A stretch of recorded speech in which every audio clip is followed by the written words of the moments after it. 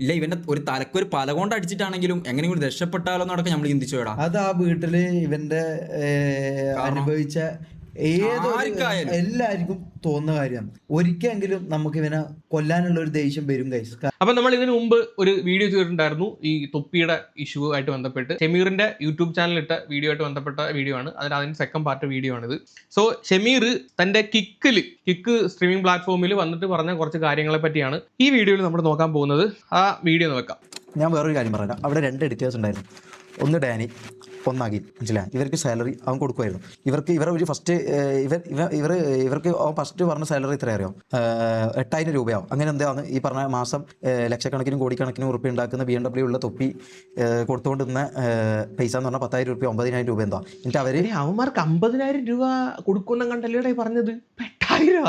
അവർ പറഞ്ഞു നമുക്ക് ഇത് പറ്റൂല, നമ്മൾ പോവാ ഇവിടുന്ന് എന്ന് പറഞ്ഞപ്പോൾ ഈ പറഞ്ഞ പോലെ തൊപ്പി എന്ത് ചെയ്തു ശമ്പളം കൂട്ടി കൊടുക്കാമെന്ന് പറഞ്ഞു. കാരണം അവന് ആവശ്യമായിക്കൊണ്ട് GPay പ്രൂഫ് കാണിക്കാൻ ബ്രദർ, ഞാൻ എല്ലാം കാണിക്കാം, വെയിറ്റ് ചെയ്യും.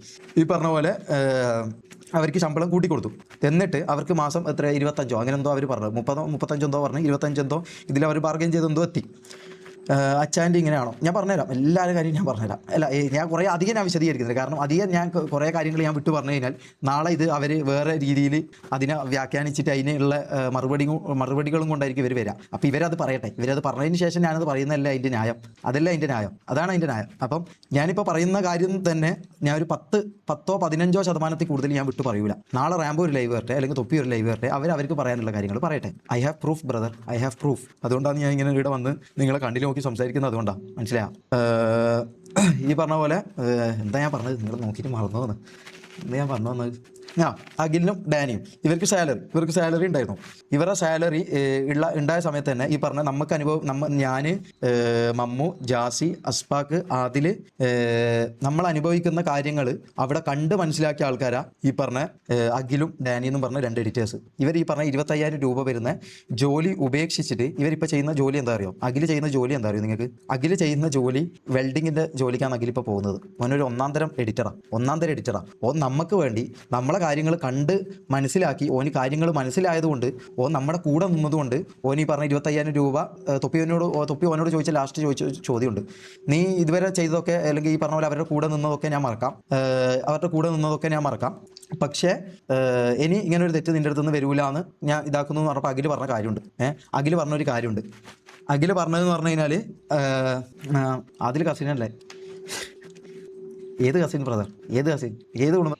ഇത് ഇമാരുടെ കൂട്ടത്തിൽ ആദിലെന്ന് പറയുന്നൊരു പീഗർ പയ്യനുണ്ട്. അവൻ ഈ തൊപ്പിയുടെ കസിൻ ആണെന്നൊക്കെ ആയിരുന്നു പറഞ്ഞുകൊണ്ടിരുന്നത്. അപ്പൊ അവനും കസിനല്ലേ? അത് സ്ക്രിപ്റ്റാ? എന്തുവാടാ ഇത്? അവൻ പറഞ്ഞല്ലേ നിങ്ങളോട്, അത് നിങ്ങൾ വിശ്വസിച്ചല്ലേ? അതിലും എന്ന് പറഞ്ഞാൽ നിങ്ങളത് വിശ്വസിക്കോ? ഇവിടെ ഇപ്പോൾ മൊത്തം കഥകള്. ഇതൊന്നും അറിയാതെ സ്ക്രിപ്റ്റ് എന്നൊക്കെ പറയുന്ന കുറേ മണ്ടന്മാരുണ്ട്. ഇവർക്ക് ചിന്തിക്കാനുള്ള ബുദ്ധിയില്ല, മനസ്സിലായി? ഇവർക്ക് ഒരാളെ ഫീലിങ്സോ അല്ലെങ്കിൽ ചിന്തിക്കാനുള്ള ബുദ്ധിയോ ഇവർക്കില്ല. അതുകൊണ്ട് ഇവർക്ക് ചിന്തിക്കാൻ പറ്റില്ല. അപ്പോൾ ഇവരെന്താ ചെയ്യാന്ന് വെച്ചാൽ ഇത് സ്ക്രിപ്റ്റ് എന്ന് പറയും. അപ്പോൾ ഒറ്റ വാക്കിലത് തീർന്നു. സ്ക്രിപ്റ്റ് എന്ന് പറഞ്ഞാൽ ഒറ്റ വാക്കിലത് തീർന്നു. ഇവർക്ക് ചിന്തിക്കാനുള്ള ബുദ്ധിയില്ലല്ലോ. അപ്പോൾ സ്ക്രിപ്റ്റ് എന്നോ അല്ലെങ്കിൽ എന്തെങ്കിലും ഒരു മുടന്തൻ ന്യായോ എടാ, അത് പറയുന്നവരെ തെറ്റു പറയാൻ പറ്റുമോ? നീയൊക്കെ ഇമാതിരി സ്ക്രിപ്റ്റ് അല്ലേ ഇവിടെ കിടന്ന് കാട്ടിക്കൂട്ടിക്കൊണ്ടിരുന്നത്? എന്ത് ചെയ്താലും സ്ക്രിപ്റ്റാണ് നീമാരുടേത്.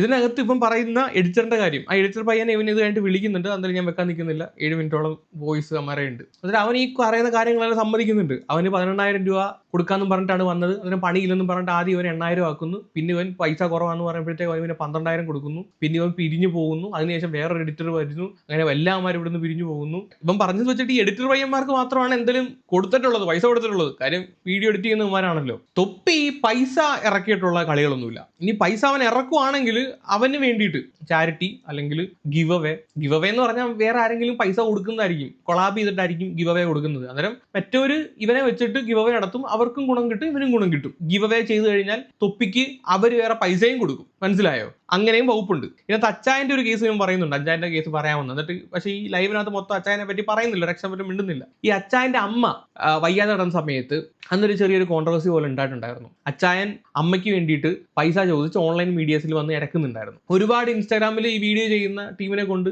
അമ്മയുടെ ചികിത്സയ്ക്ക് വേണ്ടി പൈസ വേണമെന്നും പറഞ്ഞിട്ട് വീഡിയോ ചെയ്യിപ്പിച്ചിട്ടുണ്ടായിരുന്നു. അന്നേരം എല്ലാവരും ചോദിച്ച ഒരു ചോദ്യമാണ്, ഇത്രയും ലക്ഷങ്ങൾ മാസം സമ്പാദിക്കുന്ന തൊപ്പി കൂടുള്ള സമയത്ത് എന്തിനാണ് വന്നിരുന്ന് ഇറക്കുന്നതെന്ന്. അന്നേരം തൊപ്പി എത്ര രൂപ കൊടുത്തു എന്നുള്ള കാര്യം അച്ചായൻ അങ്ങോട്ട് വിട്ട് പറഞ്ഞിട്ടില്ല, തൊപ്പി അങ്ങനെ തെള്ളി പറഞ്ഞിട്ടുമില്ല. എന്നാലും പക്ഷെ അന്ന് അയാളുടെ സംസാരത്തിൽ നിന്ന് നമുക്ക് മനസ്സിലായ ഒരു കാര്യം തൊപ്പിയായിട്ടൊന്നും സഹായിച്ചിട്ടൊന്നുമില്ല. അന്ന് പുള്ളിക്ക് എന്തോ 8 ലക്ഷം രൂപ 5 ലക്ഷം രൂപ കണ്ടായിരുന്നു വേണ്ടിയിരുന്നത്. അത് തൊപ്പി വിചാരിച്ചു കഴിഞ്ഞാൽ സിമ്പിൾ ആയിട്ട് കൊടുക്കാവുന്ന കാര്യം ഉണ്ടായിരുന്നുള്ളൂ. കാര്യം എന്ന് പറഞ്ഞു കഴിഞ്ഞാൽ ആ സമയത്തായിരുന്നു തോന്നുന്നു മറ്റേ കിക്കിന്റെ കോൺട്രാക്ട് ഒക്കെ പൊക്കി പിടിച്ച് കാണിക്കുന്നത്. 1 കോടി രൂപയുടെ കോൺട്രാക്ട് അങ്ങാണ്ടാണ് സൈൻ ചെയ്തേക്കുക, അങ്ങനെയൊക്കെ എന്തൊക്കെയോ പറഞ്ഞു പൊക്കി പിടിച്ച് കാണിക്കുന്നുണ്ട്. അന്നേരം അത്രയും പൈസ ഇവൻ സ്ട്രീമിങ്ങിലൂടെ ഉണ്ടാക്കുന്ന ഒരുത്തൻ തന്റെ കൂടെയുള്ള ഒരുത്തന്റെ അമ്മയ്ക്ക് വയ്യ വന്ന സമയത്ത് പൈസ കൊടുത്തിട്ടില്ലെന്ന് തന്നെയാണ് അച്ചായന്റെ അന്നത്തെ സംസാരത്തിൽ നിന്ന് മനസ്സിലായത്. കൊടുത്തിട്ടുണ്ടെങ്കിൽ തന്നെ എന്തോ നക്കാപ്പിച്ച വല്ലതും കൊടുത്തിട്ടുണ്ടായിരിക്കും, അതേ കാണത്തുള്ളൂ. അന്ന് അതിനെ ചൊല്ലി കുറെ സംസാരങ്ങളും ചർച്ചകളും ഇവിടെ നടന്നിട്ടുണ്ട്.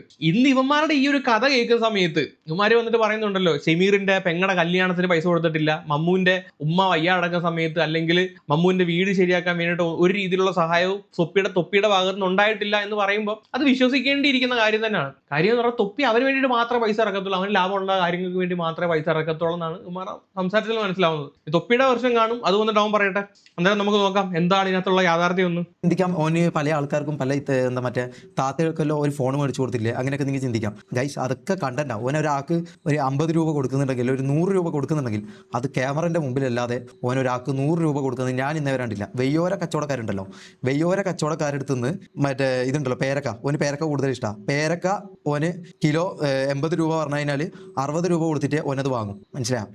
നമ്മളൊരു ചായ കുടിച്ചു കഴിഞ്ഞാൽ ഒരു ചായ കുടിച്ച് ഒരു 2 കടിയോ 3 കടിയോ കൂടുതലായി കഴിഞ്ഞാൽ ഈ പറഞ്ഞ പോലെ ഓൻ റാംബോനെയോ മുനുവിനെയോ ഇവരാണ് ഓൻ്റെ ഫിനാൻഷ്യലോ ഈ പറഞ്ഞ പോലെ പൈസൻ്റെ കാര്യങ്ങൾ നോക്കുന്ന ആൾക്കാർ. ഓൻ അവരെ തെറി വിളിക്കും. മനസ്സിലാവും? നമ്മൾ 2 കടി കൂടുതൽ എടുത്ത് കഴിഞ്ഞാൽ അല്ലെങ്കിൽ ഈ പറഞ്ഞ പോലെ ഇത് കൂടുതൽ ഇതാക്കിയതിന് അതിനൊന്നും ഞാൻ കുറ്റം പറയത്തൊന്നുമില്ല, അതിനൊന്നും പറയാനൊന്നുമില്ല. അത് കറക്റ്റാണോ ചെയ്യുന്നത്?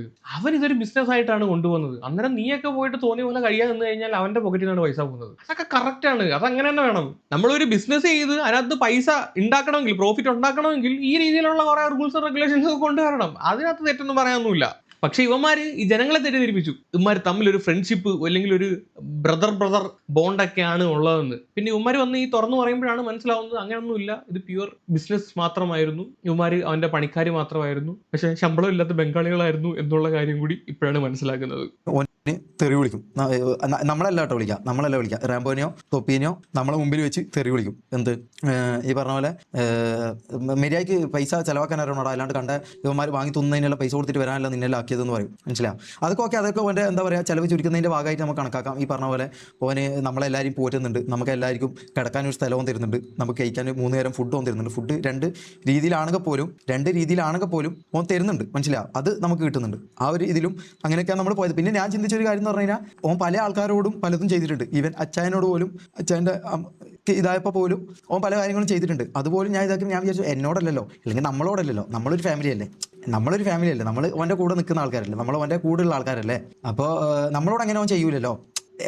എന്നോട് അങ്ങനെ ഒരിക്കലും ഓൻ ചെയ്യൂലല്ലോ, എന്നോട് അത്രയും ബോണ്ടുള്ളതല്ലേ, എന്നോട് അങ്ങനെ ഓൻ ചെയ്യൂലല്ലോ. അങ്ങനെ അതിൻ്റെ അപ്പുറത്തോട്ട് ഞാൻ ചിന്തിക്കാറില്ല. ഞാൻ ആറ് സ്റ്റെക്കാ. മനസ്സിലാവും? ഞാൻ ആറ് സ്റ്റെക്ക് അവസാനം മൂഞ്ചിച്ച് കൈ കൊടുത്ത് ചെയ്യത്തില്ല. എടാ ഈ പണം എന്ന് ചിന്തിച്ച് നടക്കുന്നവന്മാർക്ക് അതിനോട് മാത്രമേ കമ്മിറ്റ്മെന്റ് ഉണ്ടാവത്തുള്ളൂ. വേറെ ഒരു സാധനത്തിനോട് അവന്മാർ കമ്മിറ്റ്മെന്റ് ഉണ്ടാവില്ല. അതൊരു യാഥാർത്ഥ്യമാണ്. അവന്മാർ ആരെ കൊന്നിട്ടാണെങ്കിലും ആരെ വിറ്റിട്ടാണെങ്കിലും ആരുടെ കുതുകാല് വെട്ടിയിട്ടാണെങ്കിലും പണം ഈ സാധനം ഉണ്ടാകും. അത് കണ്ട് പക്ഷെ നമ്മൾ തെറ്റിദ്ധരിക്കുമ്പോഴാണ് നമ്മൾ ഇവന്മാരുടെ താളത്തിനൊന്ന് തുള്ളി നമ്മളും ആ ഒരു ട്രാപ്പിൽ പോയി പെട്ട് അവസാനം ഇതുപോലെ മൂഞ്ചി തെറ്റി വന്നിരിക്കുന്നത്. തൊപ്പിക്ക് ഇവന്മാര് പണം ഉണ്ടാക്കാൻ വേണ്ടിയിട്ടുള്ള ഒരു ടൂൾ മാത്രമായിരുന്നു. അവനെ നല്ല രീതിയിൽ ഉപയോഗിക്കുകയും ചെയ്തു. ഈ പൊട്ടന്മാർക്ക് അത് മനസ്സിലായതുമില്ല. തൊപ്പിയുടെ എന്തോ കാമുകിയുടെ കാര്യം എന്തോ പറയുന്നുണ്ട്. ഇവനെന്തോ ഒരു ഫോട്ടോ ഒക്കെ കാണിക്കുമ്പോൾ എന്തോ കാര്യങ്ങൾ എന്തോ ലീക്കായി പോകുന്നുണ്ട്. അത് സംഭവം കാണിച്ചു തരാം. ഇതെന്തോ സംഭവം എനിക്ക് മനസ്സിലായിട്ടില്ല. നമ്മൾ ഈ ഒരു യൂട്യൂബ് ഫോളോ ചെയ്യാത്തതുകൊണ്ട് ഇത് ആരുടെയൊക്കെ ഫോട്ടോ ആണോ എന്തോ ഐറൻട്രൊക്കെ ഫോട്ടോ കാണിക്കുന്നുണ്ട്. അവൻ്റെ കയ്യിൽ നിന്ന് സാധനം പോയി.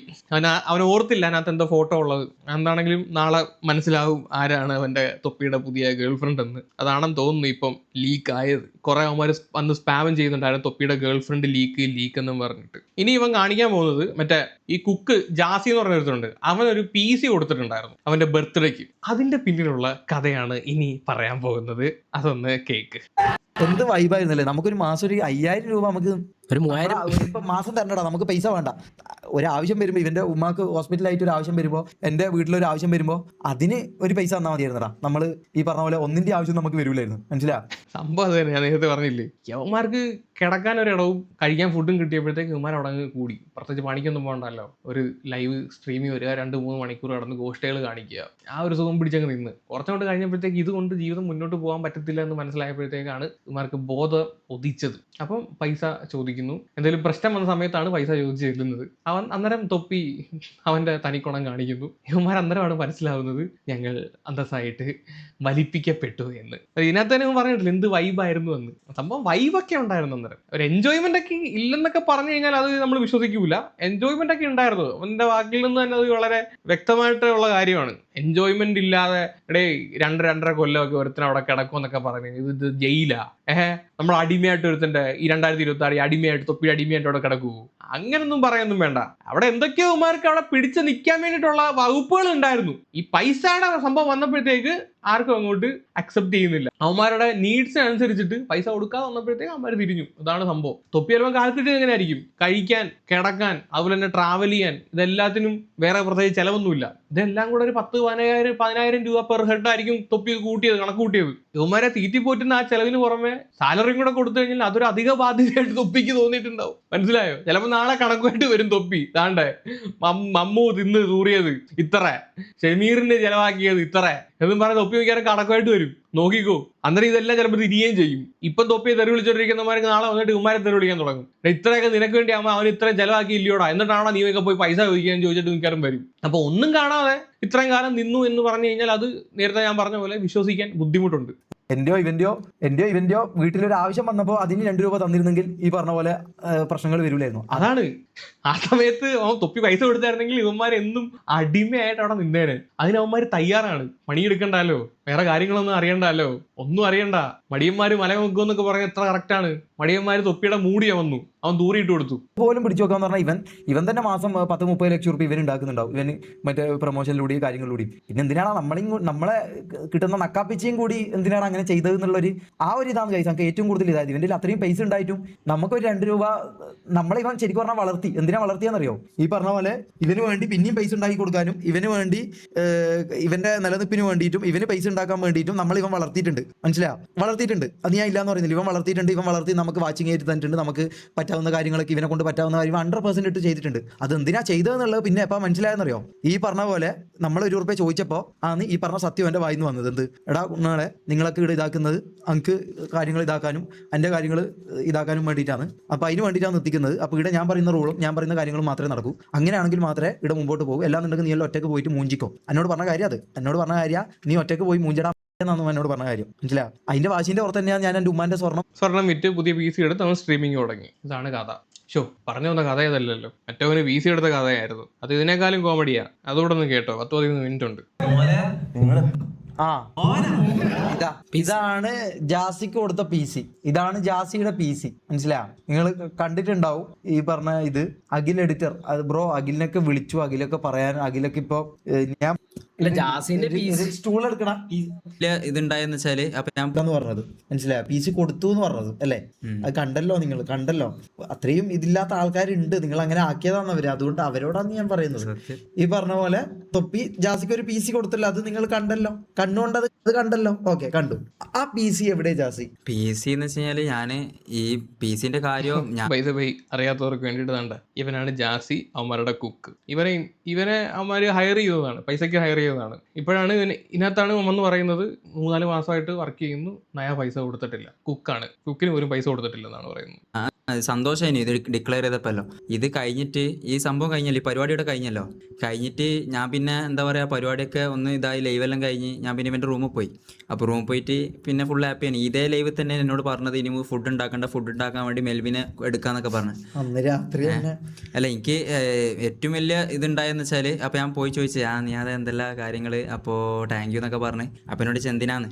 അപ്പോൾ അല്ല ഞാൻ പറഞ്ഞല്ല എനിക്കിങ്ങനെ PC സെറ്റ് ചെയ്ത് തന്നല്ലോ, അപ്പോൾ ഞാൻ എവിടെയാ ലൈവ് ഇതൊക്കെ ചെയ്യേണ്ടത്. അപ്പോൾ എന്നോട് പറയാ എടാ മയിരെ പറയാൻ പറ്റുമോ? ഞാൻ നമ്മള് ഓൻ പറഞ്ഞ കാര്യമല്ല നമ്മള് പറയുന്നത്. ഇനിയിപ്പോ എല്ലാന്നുണ്ടെങ്കിലും നമുക്ക് അമ്പ മനസ്സിലായ തൊപ്പി പുതിയൊരു PC വാങ്ങി. അപ്പം ആ PC വെച്ചൊരു കണ്ടന്റ് അടിക്കണം. അന്നേരം തൊപ്പി മേടിച്ചൊരു PC എന്നും പറഞ്ഞ് കണ്ടന്റ് അടിച്ചു കഴിഞ്ഞാൽ ഓടില്ല. അന്നേരം എന്ത് ചെയ്തു? അവന്റെ ബർത്ത്ഡേ ആണ്, ജാസിക്ക് വേണ്ടിയിട്ട് ഒരു PC തൊപ്പി കൊടുക്കുകയാണ് ജാസിയുടെ ബർത്ത്ഡേക്ക്. ആ ഒരു സ്റ്റോറി അങ്ങ് വരയ്ക്കും. എന്തിനു വേണ്ടിയിട്ട്? ജാസി കുക്കായിട്ട് വന്നതാണ്. ജാസി നാളെ തൊട്ട് ഇനി കുക്കിംഗ് ഒന്നും ചെയ്യേണ്ട, നാളെ തൊട്ട് നീ ഇനി സ്ട്രീമിങ് ചെയ്താൽ മതി. അവിടെ ജനങ്ങളിലോട്ട് കൊടുക്കുന്നത് എന്താണ്? കുക്കായിട്ട് വന്ന ഒരുത്തനെ അവൻ പിടിച്ച് വേറൊരു പൊസിഷനിൽ എത്തിക്കുകയാണ്. ഒരു സ്ട്രീമർ, തൊപ്പിയെ പോലെ വലിയൊരു സ്ട്രീമർ ആക്കി മാറ്റാൻ വേണ്ടിയിട്ട് തൊപ്പി സഹായിക്കുന്ന ഒരു ഏട്ടൻ, ഒരു വലിയ മനുഷ്യനായി മാറുകയാണ് തൊപ്പി. സ്ക്രിപ്റ്റ് ആണ് എന്ന് ആലോചിച്ച് നോക്കണം. സത്യത്തിൽ ഇവന് കൊടുത്ത PC ആണോ അത് തൊപ്പിക്ക് വേണ്ടി മേടിച്ച PC ആണ്. അതാണ് കഥ. എല്ലാം സ്ക്രിപ്റ്റ്. അതിന്റെ അപ്പുറത്തോട്ട് ഇതാക്കാനുള്ള ഇതുണ്ട്. പക്ഷെ നമുക്ക് അത് വേണ്ട. അങ്ങനെ നമ്മൾ അങ്ങനെയല്ല അവനെ കണ്ടതും ഇതാക്കിയതും. പിന്നെ ഇത് ഇതില്ലാത്തോണ്ട് നമുക്ക് വേറെ വെയ്യില്ല. ഈ പറഞ്ഞ പോലെ നമ്മളെ അങ്ങനെ കൂട്ടം ചേർന്ന് ആക്രമിക്കുന്നു, മനസ്സിലാവും. അപ്പൊ നമുക്ക് വേറെ വെയ്യില്ല. അതുകൊണ്ടാണ് എത്രത്തോളം പറയാനുള്ള കാരണം വേറെ ഈ കമന്റും കാര്യങ്ങളും പിന്നെ അതുപോലെ തന്നെ ഇൻബോക്സിൽ വരുന്ന മെസ്സേജ് ഒക്കെ ഒന്നും കാര്യങ്ങൾ അറിയാണ്ടുള്ളതുകൊണ്ട് അങ്ങനെ പ്രശ്നമാണ്. നിങ്ങളെ കുറ്റം പറഞ്ഞിട്ട് കാര്യമില്ല.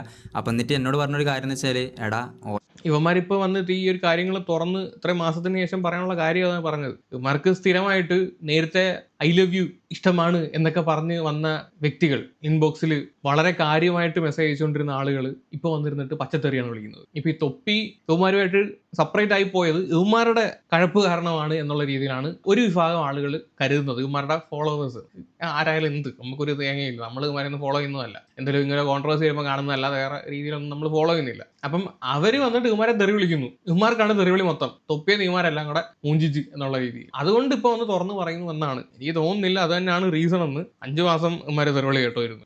സാധാരണ ഓരോ മാസം കഴിയുന്തോറും തെറി വിളിക്കുന്ന ആൾക്കാരുടെ എണ്ണം കുറഞ്ഞാണ് വരുന്നത്. തെറിവിളി എന്നൊക്കെ പറഞ്ഞാൽ ആ ഒരു ഉടക്കി പോകുന്ന സമയത്ത് കിട്ടേണ്ടതാണ്. ഇപ്പൊ ഈ വന്നതിന്റെ ഉദ്ദേശം എന്താണെന്ന് നോ ഐഡിയ. എന്തെങ്കിലും ദുരുദ്ദേശം ഉമാർക്ക് പുറകിൽ, അല്ലെങ്കിൽ തൊപ്പിയെ ചവിട്ടിയിട്ട് ഉമാര് പുതിയൊരു ഗ്യാങ് രൂപീകരിച്ച് ഉമാര് സ്ട്രീമിംഗ് നടത്താൻ വേണ്ടിയിട്ട് പ്ലാൻ ഉണ്ടായിരിക്കും. അന്നേരം ഇത് ഒരു കോൺട്രവേഴ്സി ആണല്ലോ ഏറ്റവും ബെസ്റ്റ് ഓപ്ഷൻ പൊട്ടിമുളച്ച് വരാൻ വേണ്ടിയിട്ട്. അപ്പോൾ ഒരു കോൺട്രവേഴ്സി സൃഷ്ടിക്കുക, അന്നേരം തൊപ്പിയെ പിടിച്ച് കോൺട്രവേഴ്സി സൃഷ്ടിച്ചു കഴിഞ്ഞാൽ അത് ഏറ്റവും ബെസ്റ്റ് ആണ്. അന്നേരം ആളുകളുടെ സപ്പോർട്ട് ഉണ്ടാവും, ഒരു സഹതാപം ഉണ്ടാവും. അന്നേരം ആ രീതിയിൽ ഉമാർക്ക് കയറി പോകാൻ പറ്റും. മനസ്സിലായ? മേ ബി ചിലപ്പോൾ അതായിരിക്കാം പ്ലാൻ. എന്താണെങ്കിലും ഈ പറയുന്ന കാര്യങ്ങൾ സത്യമാണെന്ന് തോന്നുന്നു. വാട്ട് എവർ ഇവന്മാർ അനുഭവിച്ച കാര്യങ്ങളാണ് പറയുന്നത്. തൊപ്പിയുടെ സ്ക്രിപ്റ്റുകളെ പറ്റിയാണ് പറയുന്നത്. എന്താണെങ്കിലും കേൾക്കാം. ഓൾറെഡി എൻ്റെ PC-യിൽ പിന്നെന്തോ അപ്ഗ്രേഡ് ചെയ്യണോ എന്തൊരു പേര് പറഞ്ഞു, ചിപ്പിൻ്റെ, അത് അപ്ഗ്രേഡ് ചെയ്യാനുണ്ട്. അപ്പോൾ അത് സംഭവം എനിക്ക് വേണ്ടിയിട്ട് എടുത്തത്. പിന്നെ എന്തായി കഴിഞ്ഞാൽ നമുക്ക് റീച്ചും കാര്യങ്ങളും ഇതൊക്കെ അല്ലേ. സത്യം പറഞ്ഞാൽ എൻ്റെ ബർത്ത്ഡേ ഡേറ്റിൽ പോലും അല്ല. അത് നിങ്ങൾക്ക് അറിയുമോ എന്നുള്ളത് അറിയില്ല. എടാ തൊപ്പി, ഈ ലോക ഉടായ്പ എന്ന് പറഞ്ഞു കഴിഞ്ഞാൽ കുറഞ്ഞു പോകും. യൂണിവേഴ്സൽ ഉടായ്പ്.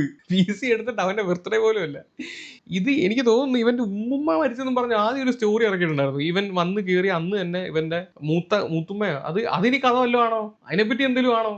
ഡേറ്റിൽ പോലും അല്ല. ഇതൊക്കെ മുൻകൂട്ടി പ്ലാൻ ചെയ്ത് അവിടെ ഞാൻ പറഞ്ഞില്ലേ, അതായത് നിങ്ങൾക്ക് കൂടുതൽ എൻ്റർടൈൻമെൻറ്റ് തോന്നുന്ന എന്തായി കഴിഞ്ഞാലും അതൊക്കെ ഫുള്ളി സ്ക്രിപ്റ്റഡ് ആയിട്ട് പോലും ഞാൻ ഓൾറെഡി എൻ്റെ കാര്യങ്ങൾ പേഴ്സണലി ഞാൻ പറയും. കാരണം വെച്ചാൽ നിങ്ങളിപ്പോൾ നേരത്തെ ഞാൻ ലൈവ് നോക്കിയപ്പോൾ കണ്ട് TV-ൻ്റെ കാര്യം പറഞ്ഞത്, എടാ കേടായിട്ട് യൂസ് ചെയ്യാത്തൊരു TV ചവിട്ടിപ്പൊട്ടിച്ച് എന്താ പ്രശ്നം?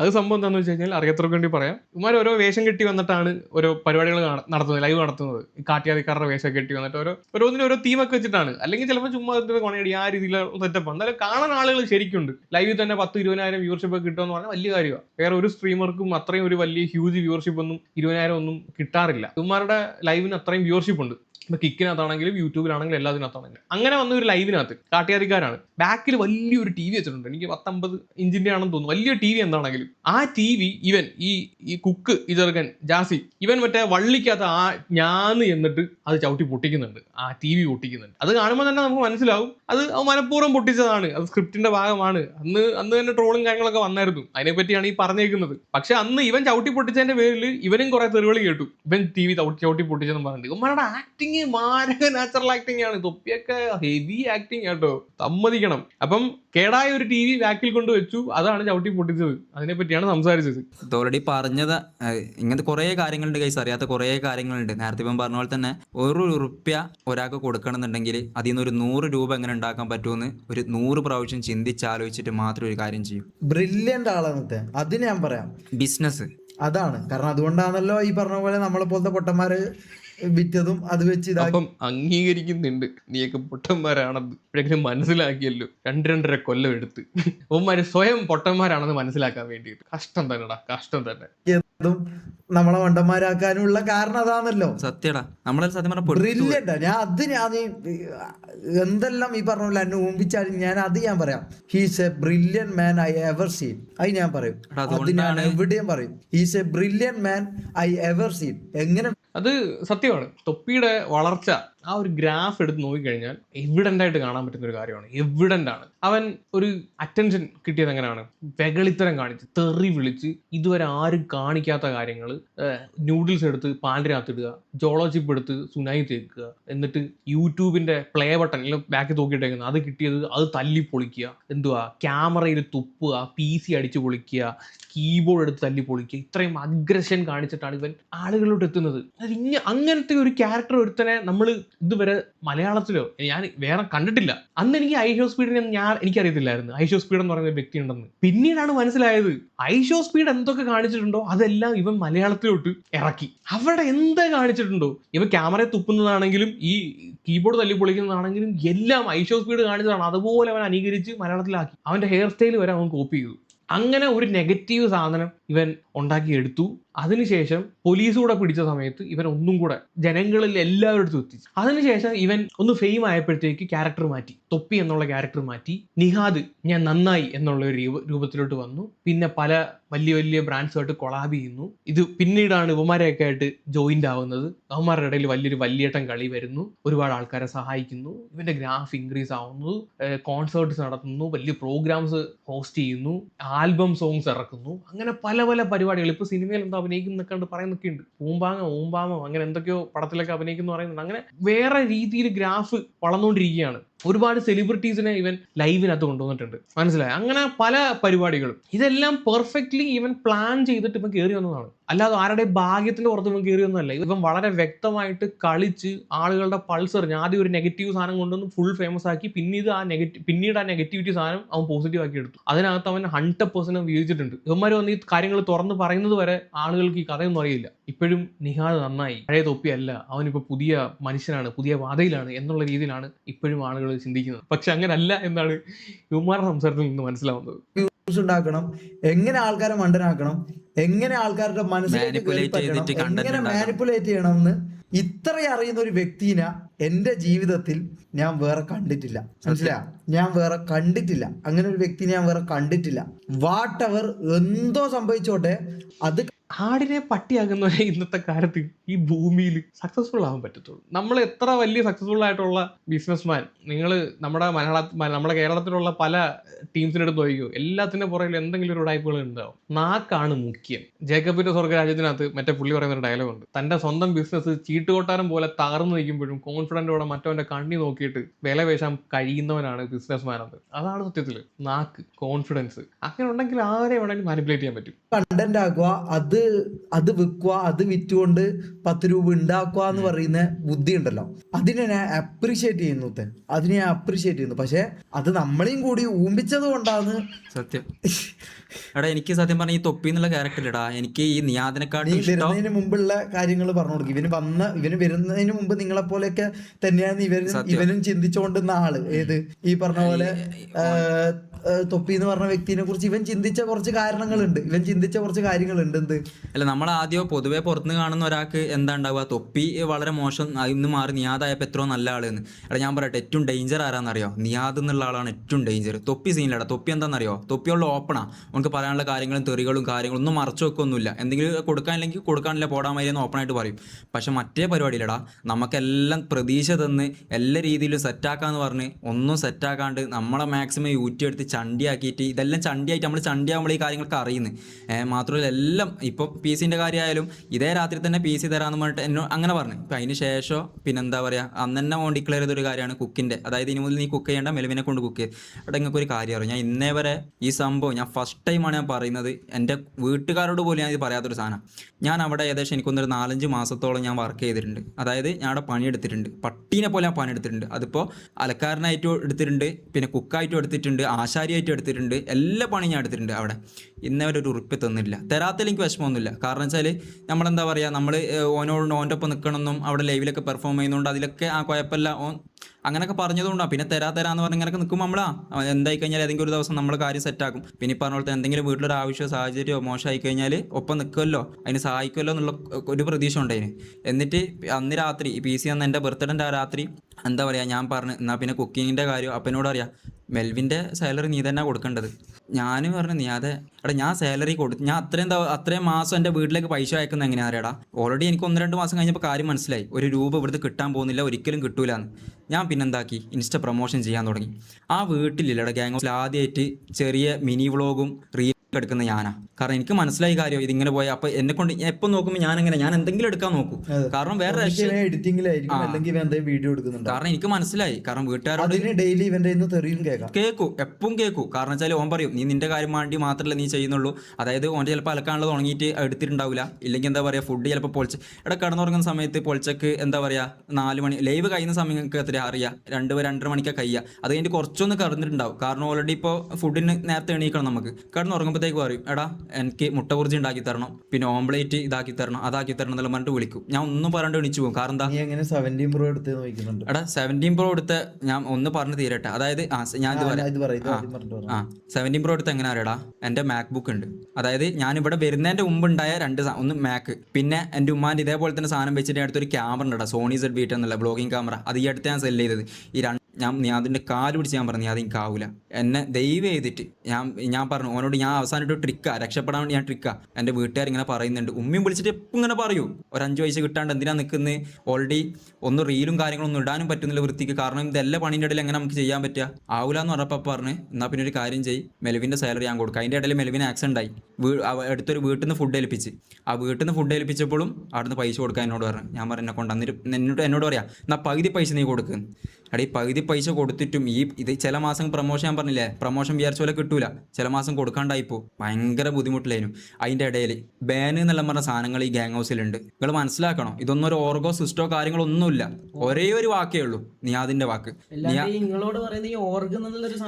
എടാ ഓർഗ് ഇല്ലടാ, എടാ ഇനിയെങ്കിലും മനസ്സിലാക്കിയ നിങ്ങൾ ഉദ്ദേശിക്കുന്ന അശ്വിൻ ബ്രോനെ ആയിരിക്കും.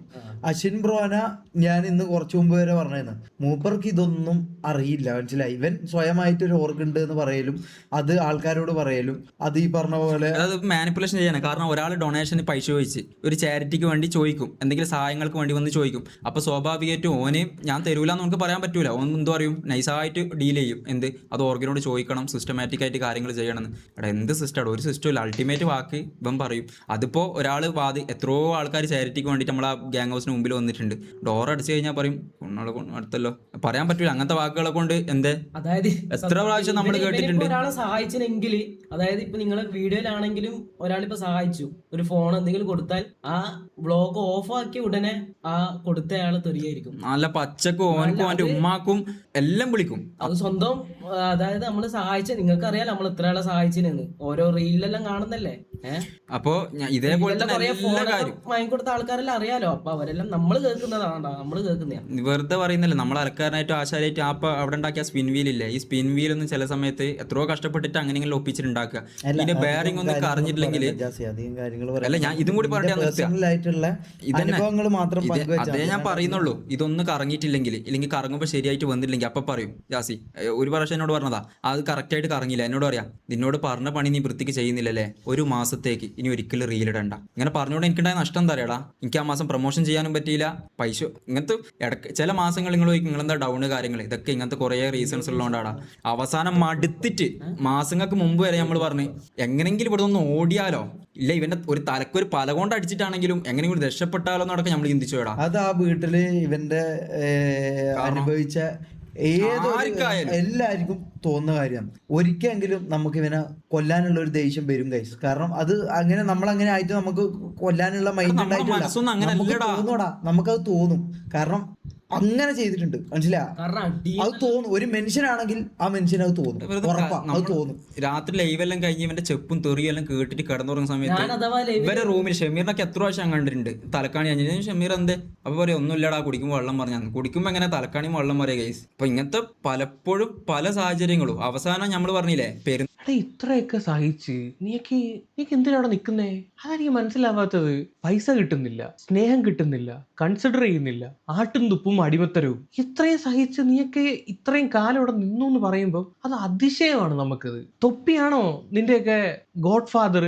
അവൻ പറയുന്ന പോലെ അനുസരിക്കാൻ വേണ്ടിയിട്ട് ഒന്നും കാണാതെ ഓരോരുത്തന്മാർ അവിടെ നിൽക്കൂ? നീയൊക്കെ പറ. അല്ലെങ്കിൽ പിന്നെ നീമാര് പറയണം എന്തുകൊണ്ട് അവിടെ ഇത്രയും നാള് നിന്നു, നീമാർ എന്തൊക്കെയാണ് അവിടെ അനുഭവിച്ചത്. എന്നിട്ട് ഇവന്മാർ പറയുന്നുണ്ട് ഞങ്ങൾ അനുഭവിച്ചതിന്റെ 10 അല്ലെങ്കിൽ 15% മാത്രമാണ് പറഞ്ഞിട്ടുള്ളത്, ബാക്കി 85-90% ഇനിയും പറയാൻ കിടക്കുകയാണ്. നാളുടെ സമയത്ത് വലിയ പെരുന്നാൾ കഴിഞ്ഞ വലിയ പെരുന്നാക്കാണ് നമ്മളിപ്പോൾ വലിയ പെരുന്നാൾക്ക് ചെറിയ പെരുന്നാക്കല്ല അവിടെ നിന്ന് ഇറങ്ങുന്നത്. ആ നോമ്പിൻ്റെ ആ സമയത്ത് അവസാനം ഷമീറിനോടും കൂടി പറഞ്ഞപ്പോൾ ഒരു കാര്യം എന്തായാലും ഉറപ്പിച്ച്, അതായത് ഓന് 5-6 മണിക്കൂർ കഷ്ടപ്പെട്ടിട്ട് ഈ ലൈവിൻ്റെ മുമ്പിൽ ഇങ്ങനെ ഇരുന്ന് സ്ട്രീം ചെയ്തിട്ട് പെങ്ങൾക്ക് കല്യാണത്തിന് വേണ്ടിയിട്ട് ഒരു ആവശ്യം വന്ന് ചോദിച്ചപ്പോൾ പറയാം അത് ഞാൻ തീരുമാനിക്കും, അൾട്ടിമേറ്റ് എൻ്റെ വാക്കാ, നിന്നൊക്കെ ഇവിടുത്തെ എത്തിച്ച് ഞാനാ, അപ്പം എന്താ ചെയ്യേണ്ടതെന്ന് എനിക്കറിയാം. അന്ന് തന്നെ നമ്മളൊരു കാര്യം കാറിൽ വെച്ച് എന്നോട് പറഞ്ഞ സോഫ്റ്റ്വെയർ എന്താ ചെയ്യാൻ പറ്റുന്ന ചെയ്യടാ, പോയിട്ട് നിനക്ക് സ്വന്തമായിട്ട് ഉണ്ടാക്കാൻ പറ്റും അങ്ങനെയൊക്കെ പറഞ്ഞിട്ട്. അപ്പം അന്ന് ഒരു കാര്യം എന്തായാലും ഉറപ്പിച്ച്. ഇതുകൊണ്ട് മാത്രല്ലടാ, ഇടയ്ക്കിടയ്ക്ക് മമ്മൂന്റെ ഒക്കെ നിങ്ങൾ പറഞ്ഞിട്ടുണ്ടാവും, മമ്മൂന്റെ അടിക്കുന്നതും എനിക്ക് അടി കിട്ടുന്നതും റാംബോ ചെപ്പുന്നതും. നിങ്ങൾ ലൈവിൽ അടിക്കുന്നെല്ലാം കാണുന്ന അന്ന് എന്നെ മുത്തിക്കല്ല അടിച്ചത്. ഓക്കെ അതിപ്പോ ഞാൻ ഒരു തെറ്റ് ചെയ്തു, ഓക്കെ, പക്ഷെ ഇതിനെക്കാട്ട് 2 ഇരട്ടി അടി അല്ല, ഒരു ഏട്ടെന്നുള്ള നിലയിൽ അടിക്കാം. പക്ഷെ ഏട്ടെന്നുള്ള നിലയിൽ ഇവന്റെ ഉമ്മാക്ക് ഒരു ആവശ്യം വരുമ്പോ, ഇവന്റെ വീട് ചോർന്ന് വിളിക്കുമ്പോ ഈ ഏട്ടെന്നുള്ള നിലയിൽ 2 രൂപ കൊടുക്കണ്ടേ? ഒരു ഏട്ടൻ എന്ന് പറയുമ്പോൾ അടിക്കാൻ നമുക്ക് സ്വാതന്ത്ര്യം കൊടുക്കാം.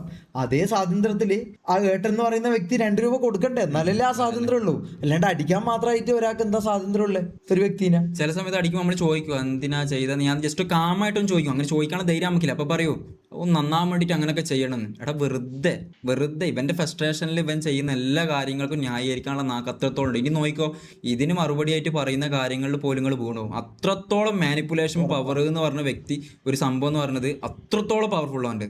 തൊപ്പി വന്നൊന്ന് കരഞ്ഞു കാണിച്ചാൽ തീരാവുന്ന പ്രശ്നമുള്ളത്. അവൻ വന്ന് വല്ല കരഞ്ഞം കാണുന്നത് ലൈവ് കണക്ട് കഴിഞ്ഞാൽ ഇത് മൊത്തം തിരിയും. ഉമ്മാർ കേൾക്കുന്ന ഇഷ്ടമാവും മൊത്തം. അവൻ വന്നിട്ട് ആളെ വന്നിട്ട് പറയും എൻ്റെ സഹോദരന്മാരെ പോലെയാണ്, അവന്മാർക്ക് വേണ്ട എല്ലാം ഞാൻ ചെയ്തു കൊടുത്തിട്ടുണ്ട്. അവന്മാരെ എന്നിട്ട് ഈ രീതിയിൽ ഒരു വാക്ക് പോലും പറയാൻ, ഒരു നന്ദി പോലും കാണിക്കാതെ അവന്മാർക്ക് ഫെയിം ഉണ്ടായിക്കൊടുത്തു, അവരെ 4 പേര് അറിയുന്ന രീതിയിൽ ഞാൻ ആയിക്കൊടുത്തു എന്നൊക്കെ പറഞ്ഞൊരു കരഞ്ഞൊരു സാധനം അങ്ങോട്ട് പിടച്ചുണ്ടല്ലോ, നീയൊക്കെ തീർന്നു. ആ വാക്കിൽ ഈ പറഞ്ഞ പോലെ എല്ലാവരും വീഴും. ഒരാണ് വന്ന് കരയുന്നത് പെണ്ണ് വന്ന് കരയുന്ന പോലെ അല്ല, ഭയങ്കര ഇമ്പാക്റ്റാ. തൊപ്പി അതിനും മടിക്കത്തില്ല ഇമോഷണൽ ഇറക്കാൻ. പോലത്തെ ഒരാളെ എനിക്ക് ആരും കിട്ടിയായിരുന്നു റാംബോ. അത് റാംബോ ഇവൻ അതെ, ഇവന്റെ മൈൻഡ് വെച്ചിട്ട് റാംബോ ഒരു അസറ്റാണ്. കാരണം ഇവൻ ഒരാളെ കൊല്ലാൻ പറഞ്ഞാൽ റാംബോ പോയിട്ട് കൊല്ലും. ഇവൻ നമുക്ക് ഫുഡ് തരണ്ടെന്ന് പറഞ്ഞു കഴിഞ്ഞാൽ റാംബോ നമുക്ക് ഫുഡ് തരില്ല.